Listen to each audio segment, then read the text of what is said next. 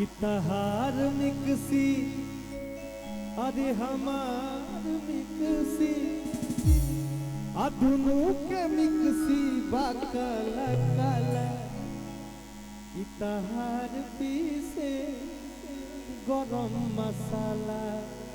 हमार पीसे गरम मसाला कि तहार पीसे गरम मसाला हमार पीसे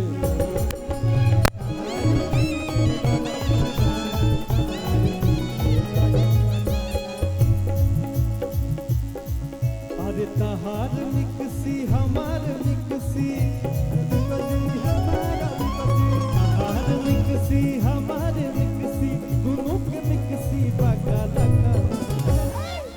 कि हमार पीसे नरम मसाला हमार पीसे नरम मसाला हमार पीसे भैया कि राजा पहिले लियान नहीं मानेलो कि अपन में हरि के गैर लेखा जानेलो हो कमी भइले बलम तारा प्यार में कि चीज एको सिंगार के नानेलो सुना। हां बोलिए। अरे सिला पचुड़िया फोड़े लुए जा देख रहे हैं भैया, किसी लावा पचुड़िया ये धोखा है, धोखा। ये कौन धोखा मतलब बोलाई हम तो नचबू उनका संगे जाए भैया जाए दी भैया गाड़ी में बैठ के रहुए साथे जाई दे आओ किसी लावा पचुड़िया आज फोड़े लुए जा कि अपना राजा जी के दिलवा काहे तोड़े लुए जा अपना राजा जी के दिलवा काहे तोड़े लुए जा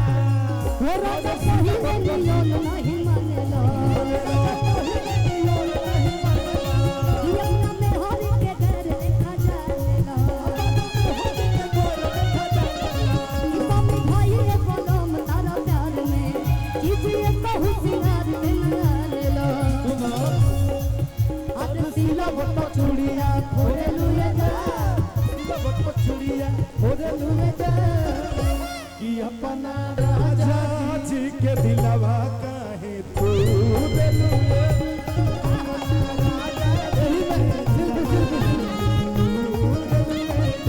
हम नम्र निवेदन करतनी आके चाहतनी गोलू भैया से बहुत आप बैठ लियानी यानी खड़ा होके देखी गोलू खातिर हल्ला हो जावे, खाली गोलू खातिर हल्ला हो जावे। दा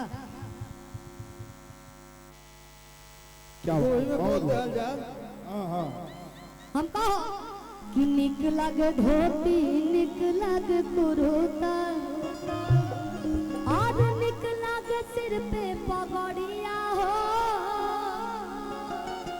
और निक लागे सिर पे पगड़िया हो कि मन भावे मरद भोजपुरिया सखी निक लागे मरद भोजपुरिया आई तो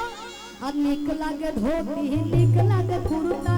लगे धोती लगे कुर्ता निक लागे धोती निक लागे कुर्ता लगे धोती लगे कुर्ता निक लागे सिर पे पगड़िया हो और निक लागे सिर पे पगड़िया हो मन भावे मरद भोजपुरिया सखी निक लागे मरद भोजपुरिया लगे मरद भोजपुरिया सखी मन भावे मरद भोजपुरिया मन भावे मरद भोजपुरिया सखी मन भावे मरद भोजपुरिया लगे मरद भोजपुरिया सखी मन भावे मरद अमल हायरा हायरा इतना मजा आ गया कि अब हम सुनाई अब हमनी के बैठ जाए जा तब हमनी के बैठा तनी जब हमनी के बैठ के सुनत बैठे खातिर खड़ा करो लोहा ई हमने की कहता इतना मजा आई साच कहीं क्रिया खा के केकर क्रिया खाई शिल्पी आहार क्रिया ये भी जब से हम गाओ तनी स्टेज पर बहुत जगह मान सम्मान मिलल लेकिन आज इस शेरपुर के धरती पर 1-2 साल के अंतराल में आज अपना मजा आई जोना के हमरा भी शब्द नहीं थे। हाँ मान सम्मान कौना तरफ से